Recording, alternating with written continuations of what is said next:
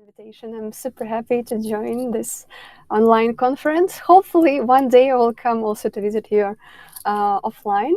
Yes, indeed. I live in Utrecht, but I work in Amsterdam, and it's quite rainy today in Amsterdam. But we have hot topic, and I'm super happy to share my experience, my knowledge, and some tips and tricks.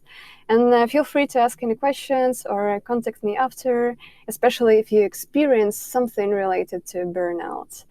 Yeah, maybe a super short introduction about myself and why am I speaking about that. So indeed, I'm a researcher, I'm a sociologist, and at some moment I decided, okay, I have enough of books and I want just to go to fields and talk to real people and to explore as much as possible of their behaviors and experiences. So I started in marketing and then I moved to UX and CX and I keep combining and I keep learning people, and this is also my main hobby. And yeah, I work in industry for 10 years and it means that I already had a few, well, burnouts, not in my culture, but something similar to that as a person who just started the journey and then as a manager. So I had quite interested in different experience and I was overcoming different states. So I can talk about this kind of things. Also, I used to work in multiple domains. I was working in media and business consultancy. I work in e-com currently, and I'm exploring different domains and fields. I'm curious about everything, and this is what really drives me, but also sometimes I feel a bit overwhelmed with too much information. That's why I need to learn how to cope it. And besides working as a researcher, I also try to help other people in different communities. And I'm one of the organizers of AmsterdamUX events and meetups for researchers. So if you're in Amsterdam, we start our new season in September. Feel free to jump in. And also I'm helping startuppers and entrepreneurs facilitate a bit their process as a researcher, and I'm helping women which are in the process of creating their AI startups. So this is about me, but also something that I really wanted to add. So I'm Ukrainian, and it happened that I came to Netherlands as a refugee, which was not expected event, but also, and you will see it a bit later, so it's quite important, the context, which adds sometimes a bit of struggles to what you experience as a professional. So it's really sometimes not just about overwork or some situation and trends happening in the profession, but all the rest of the life can also give you a bit of a context which you need to deal with. Yeah, let's jump into the topic. So now I want to give you just a few seconds to reflect. Also, feel free to answer if anything clicks with you in a chat. But this is just for you. Just try to answer a few questions. Just try to check in. Do you feel emotionally drained? Do you feel that you're tired sometimes, but even after weekends, you don't feel that you rested enough? Just try to check if there are anything from these questions which really clicks with your current feeling and experience, or you feel it too often lately. Just a few seconds. Try to walk through and just understand for yourself what matches with your current feeling.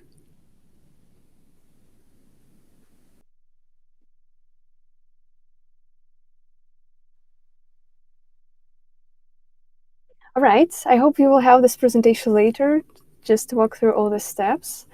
But even if you answered yes for a single question, it means that it's necessary to pay attention what happens in your life, just to check. Yeah, it feels like Monday. Oh dear. Yeah, indeed.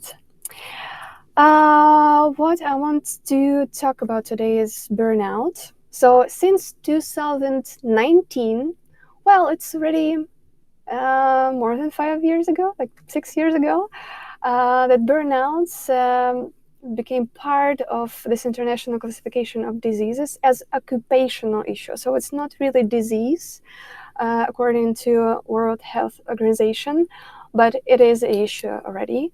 And they conceptualize it as a combination of chronic workplace stress with your individual features that was not successfully managed or resolved. But I would love to talk about different contexts and show you that it is more complex issue, and give some suggestions how you can check if you have anything like that, and just to give you a few strategies how to work with that. So as for the context, from one hand, in the World Health Organization, they say that it's more related to occupation, to your work. But in reality, it's not just, we don't live in a vacuum, it's not just a single thing, because we are constantly living in different dimensions, online, of life, at work, at home. So you're changing roles every day. You communicate with your community, with your family, with your friends, with your coworkers. So it's a part of a huge story. It's quite many-sided phenomenon. And quite often it doesn't go alone. So it can be connected and related with anxiety and depression and trauma, like PTSD, for example.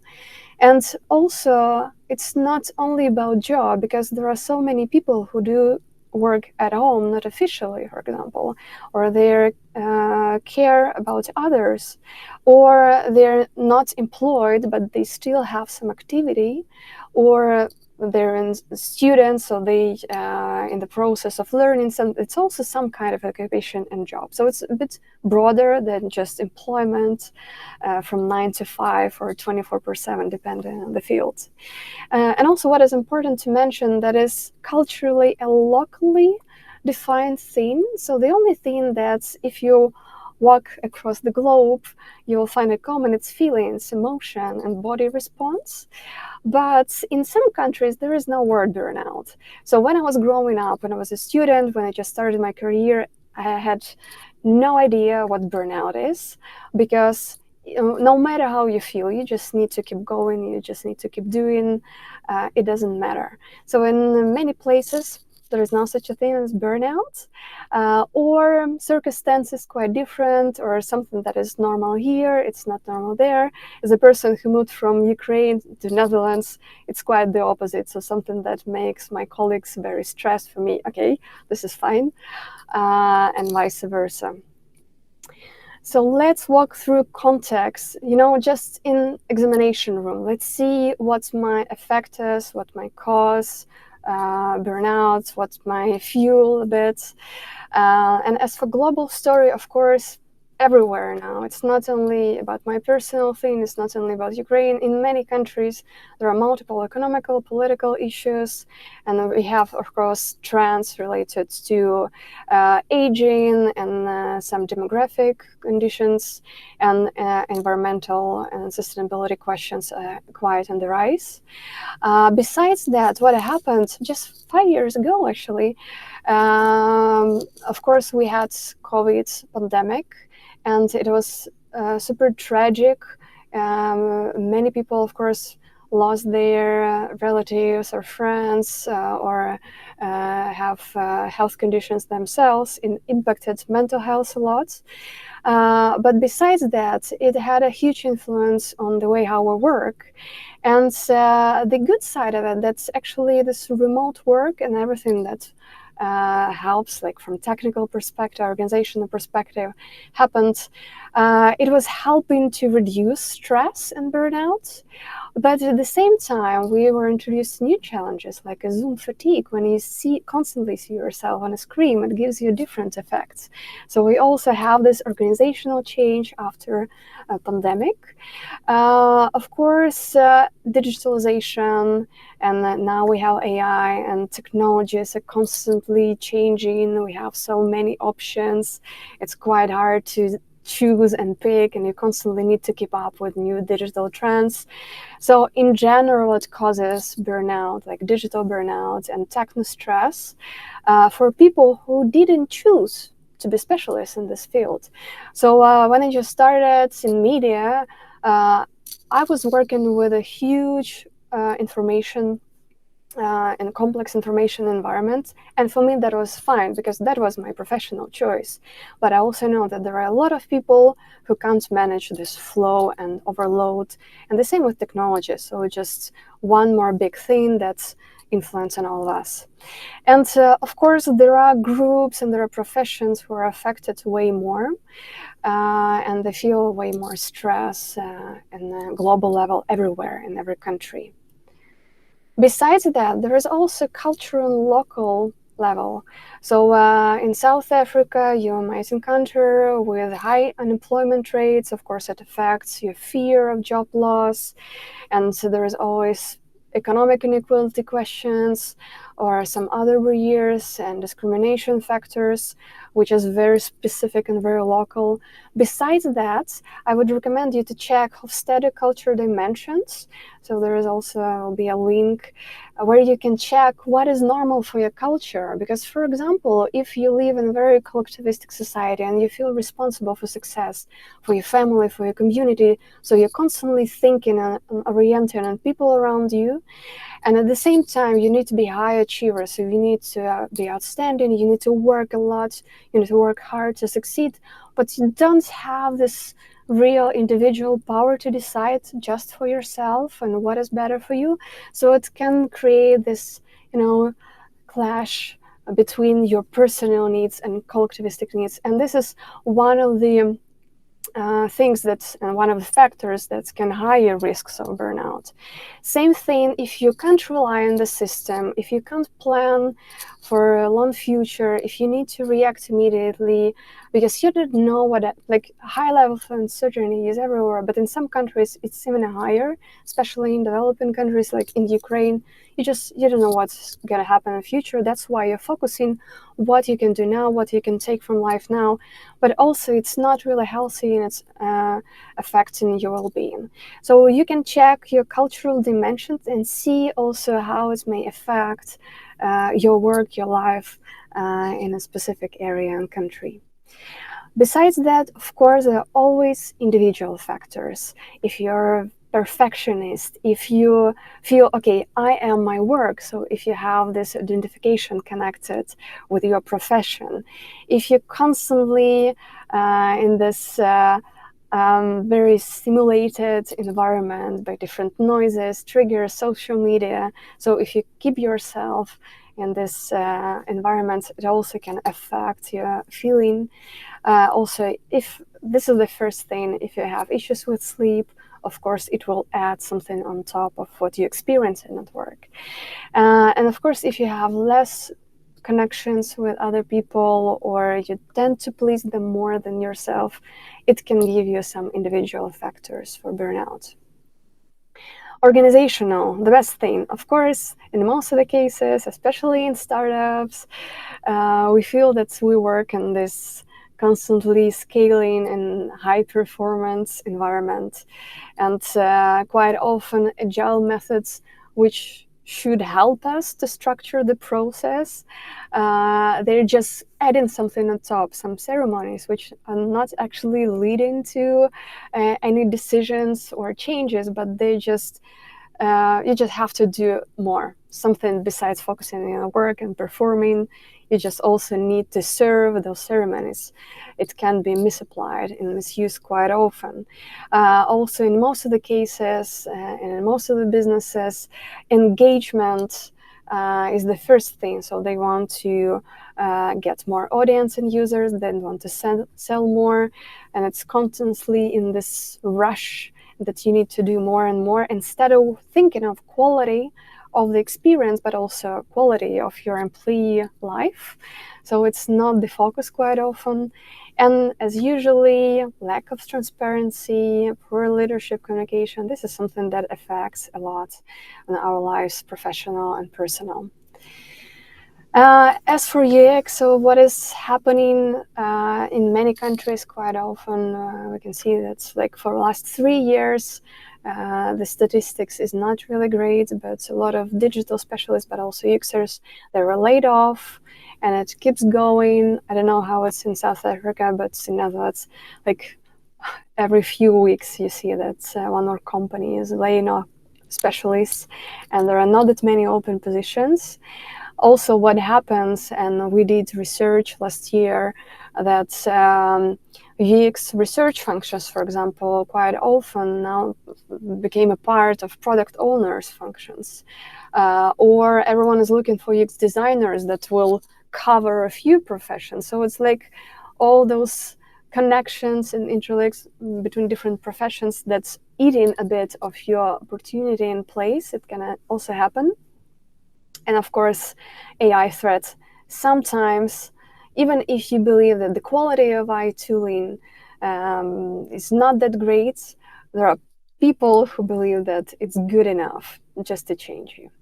So also this is something that happens. But besides that, even if we forget about these bigger things happening, the profession itself and the industry itself is quite complicated, because basically as a UXer, as a UX professional, you work as an advocate and as a mediator between two complex entities, users, customers, and business.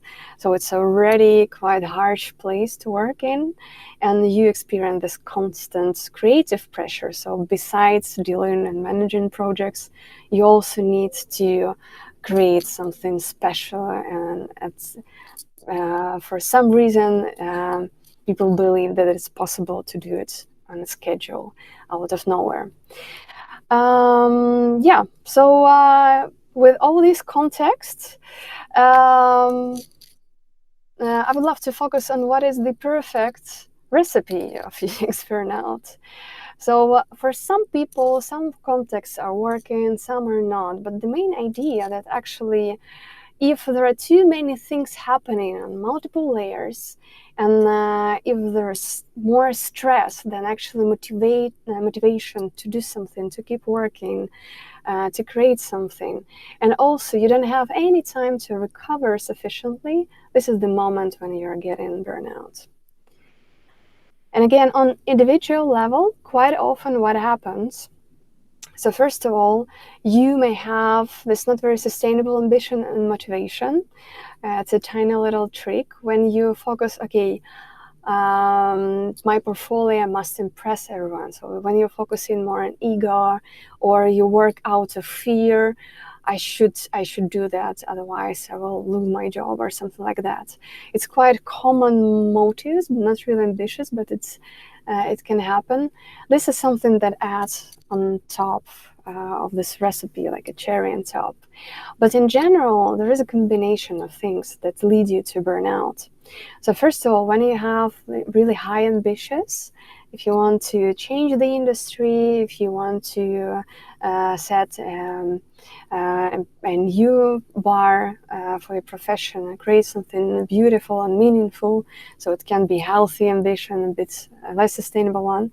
But if you have big ambitions but not enough skills to perform, to actually do something, so you don't really have skills and knowledge about something, or you have lack of resources and tools, which is quite often, this is the moment when you have this clash between expectation, desire, wish, and reality, what you have.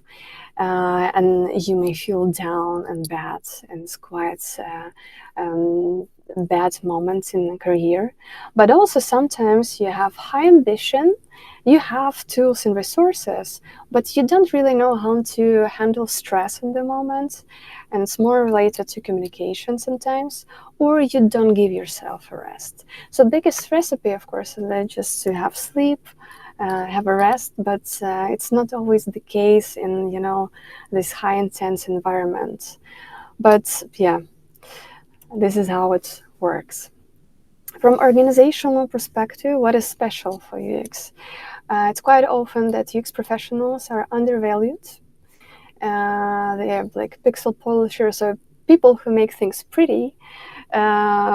So there is also, I don't know how it's in South Africa, but in Ukraine, but also in Netherlands, UX, UI, it's always mixed. And if you work in UX, they don't think even about researchers. They think, okay, you can make things pretty. This is the thing. And of course, in organizations, like processes are quite messy and priorities are constantly shifting, and you need to manage stakeholders in this environment. For researchers, quite often feedback is not clear. For designers, it's excessive and you're getting a lot of inconsistent opinions. So you're constantly interrupted in the process. And of course, you need to empathize to users and customers, and you spend a lot of time on interviews, and it's already every interview for a user is actually psychological work. So you, besides doing tests and interviews, you enter in the life of a person, and it can be very draining, especially if you're more introverted. So it's a lot of emotional work, which is in the base of your profession. And of course, quite often you don't have really time to digest your findings. You just need to keep going, especially if you work in sprints. And you need to juggle a lot of processes at the same time.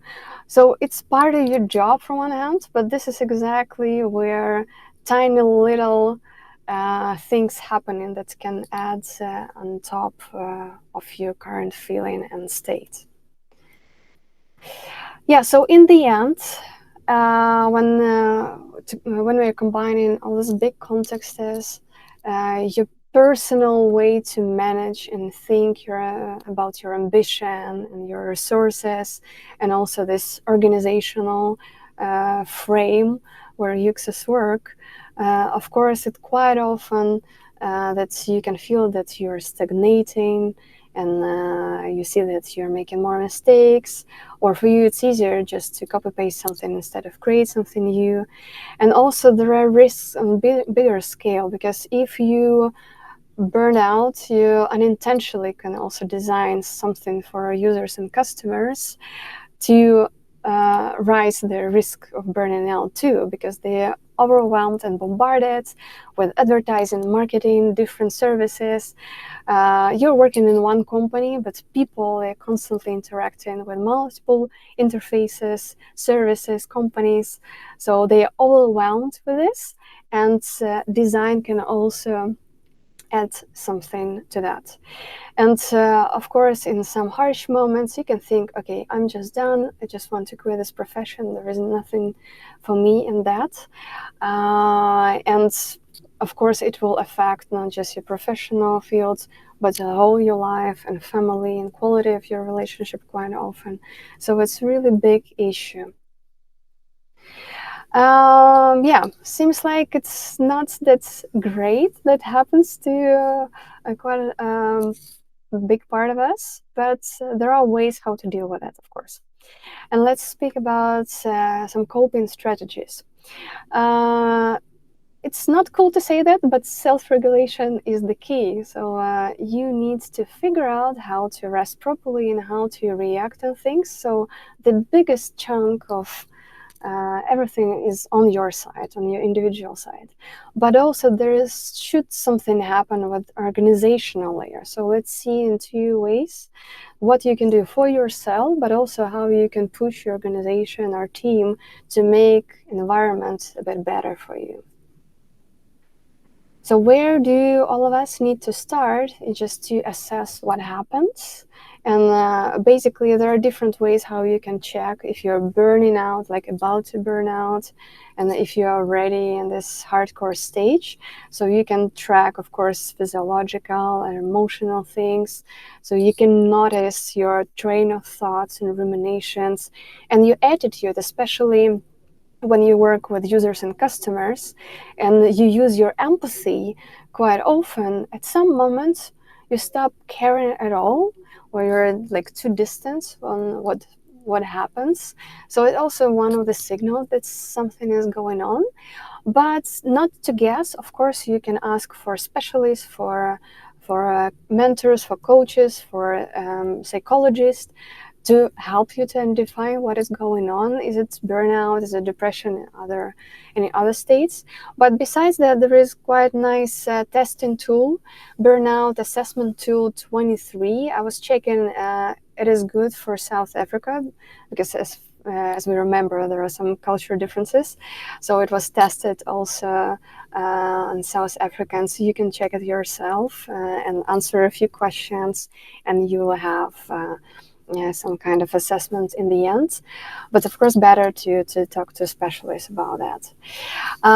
Besides that, besides identifying on which scale of burning out, how you feel in your body as a person emotionally, there are a few things which you can do related to the organization and environment around you. So first of all those contexts that I was mentioning at the beginning of the presentation, you can just go slide by slide and identify what actually affects you personally. So what is important over there? And you can see, okay, this is important for me, and just try to figure out, can you do something about it? Can you change it, or can change it? So my mom was saying to me when I was a kid, okay, if anything bad happens, you need to decide if you can actually change situation, or you can change attitude to that. So it might be nice audit for you also to go through all those contexts and decide, okay, this is important for me, this is something that affects me, can I do anything about it? Like what exactly I can change, or should I think differently about it? Should I reframe my train of thoughts? On organizational level, you can check your process depth and also techno stress sources, so you can see what exactly happens in your organization. And in the team level, if you have retrospectives, so if you are using any agile frameworks, you can also use some moments, some specific moments, to talk not only about project, to talk not only about content of your work, but also how you feel, what is going on with the process, and check if things are healthy there or something should be changed. Also, it might be nice just to create a list of skills that you need to acquire to be successful in your profession and to jump to the next stage, or to support you ambitious as a professional, as a person. Just create a list, check how it's possible to get it, prioritize, just keep learning, because this is really important in any state. And set up your personal monitoring. For example, every day I'm checking the quality of my sleep, because this is super important. And I also have this habit. I understand, okay, this is the quality of my sleep that I had, this is the amount of hours, and this is how I feel. So at some moments, I'm making those connections, and I keep focusing on work and how to make it better, just to have better energy feeling during the day. It is important to learn how to react in the moment. So self-regulation is really key to running from the burnout, just getting away from it. And it's about managing impulses. So it's not about you're getting the tasks, you immediately responding. You're getting email, you immediately responding. So it's more about creating this ping between stimulus and your reaction, not to overreact, not to create more stress for yourself, but learn how to create some borders, learn how to say no to a few things. Just give yourself a few seconds, a moment, some time frame to think before act. This is really important. And also it helps you not to go into conflicts quite often. Just try to design your system work which will help you to win some time before acting. This is really important. And if you're constantly in this interruption mode, it's also might be nice to schedule or block some time for focused work in your calendar, or block some time for actively engaging with processes as much as possible. It's not perfect, and not in every company is possible, but even if you have like 30 minutes in the morning just for yourself to focus on something, is already a huge win. Just try to do it in little steps. Recovery practices, it's quite similar, but the idea that you're doing it all the time and it's more post-stressor. So it's about our physiology and our body, moving, having breaks, mindfulness for many people.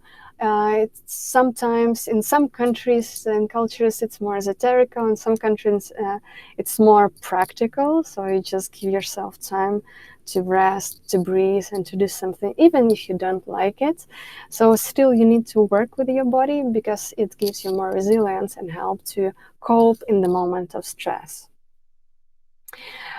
It's very important to work on your ambition and motivation. So before I was mentioning that there are some not very sustainable ways how to motivate yourself to do something. What you can do, you can try to reframe it, give a bit different sense to that.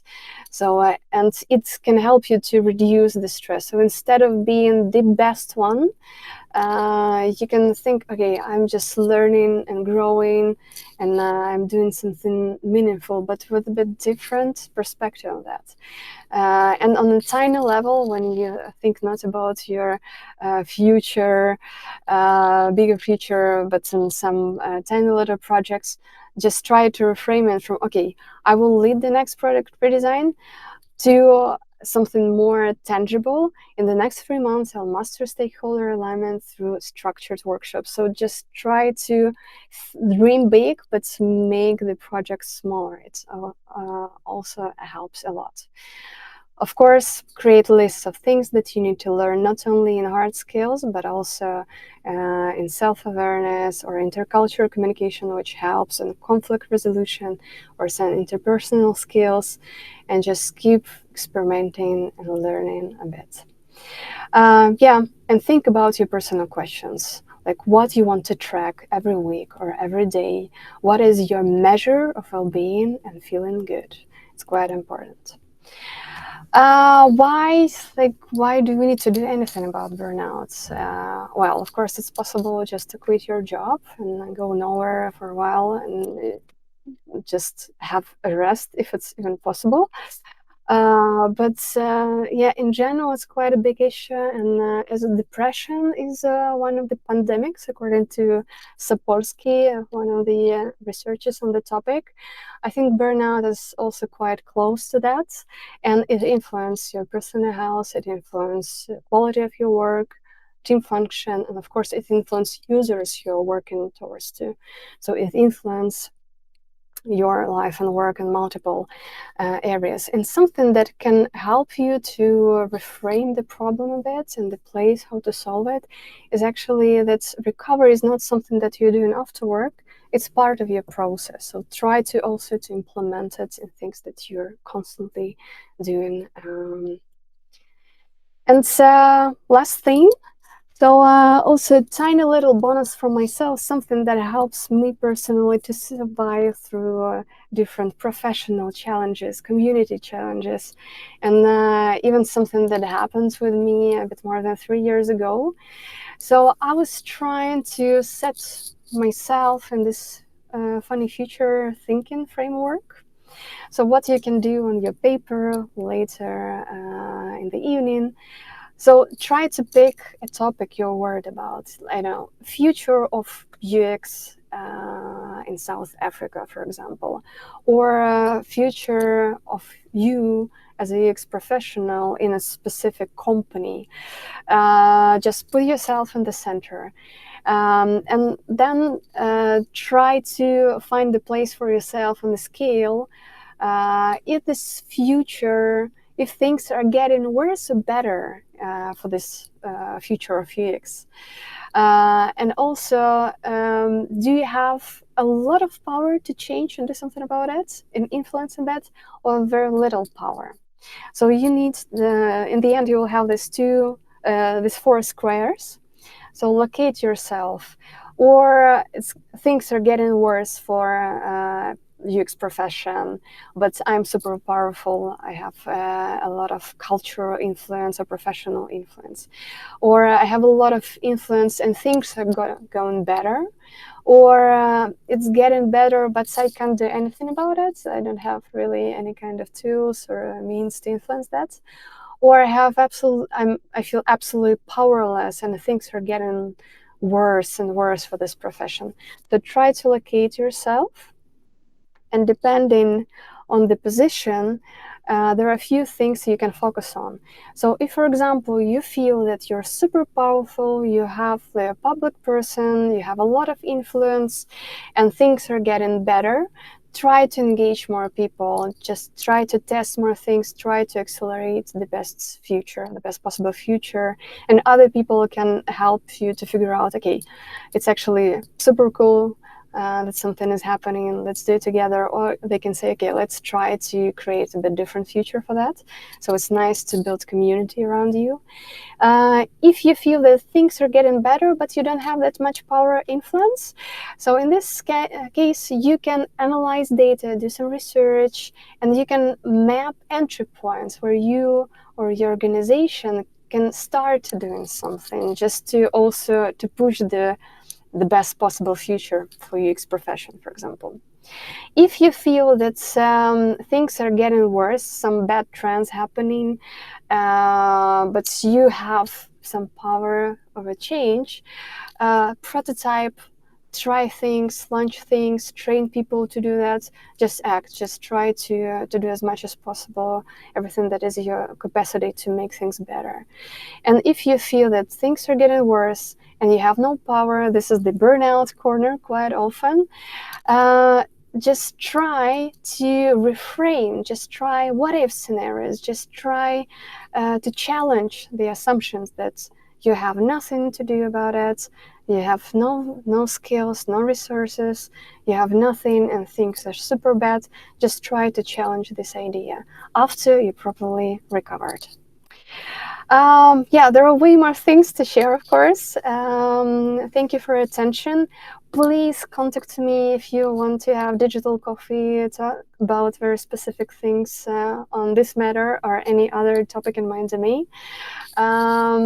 Feel free, welcome. Or if you just want to share that, okay, I'm not feeling great.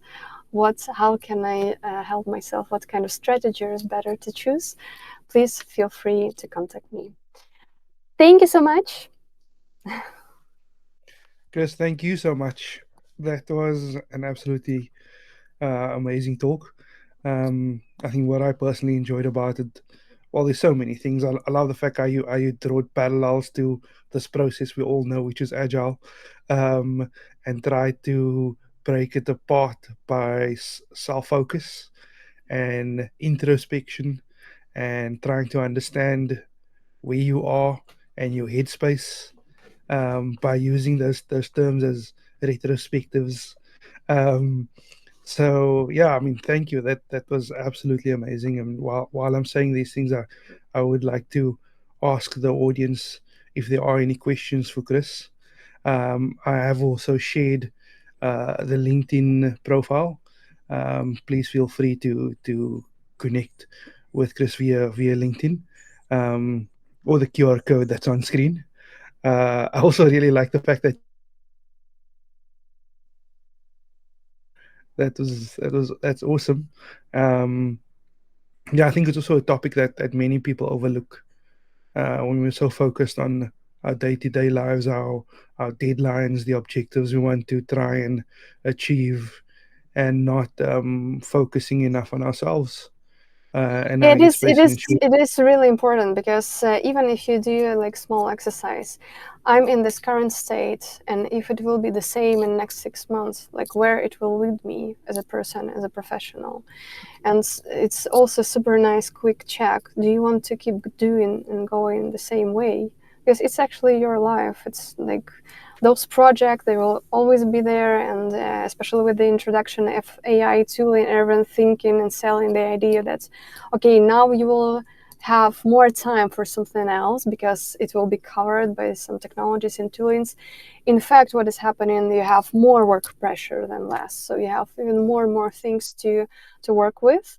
So at some point, you just need to say no and stop and to protect your borders because you have only one life and only one body and health, and you should take care of it, no matter which Completely, country, profession, company, all those kind of things.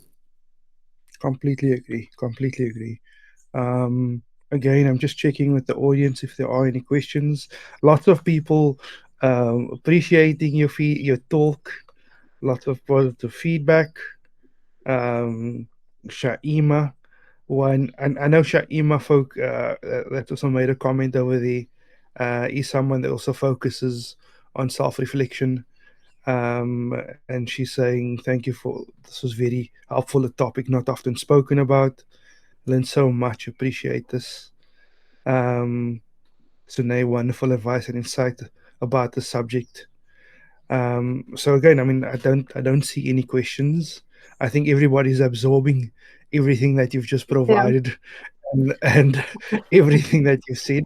I do also just want to mention, if anyone in the audience ever finds himself on their way to the Netherlands, I mean, proactively reach out to Kris. Yes. Maybe Yes. there's an event that you'd like to attend, or even get involved. I would definitely say that. But again, um, thank you so much, Kris. Reach out to Kris via LinkedIn. Take her up on the offer for the virtual connect. I think I'm even going to do that so that I can just understand a bit more. Yeah, thank you so much, Kris. Thank Appreciate you. your time. Welcome. Have a great day. And yes, let's stay connected. Thank you. We'll definitely.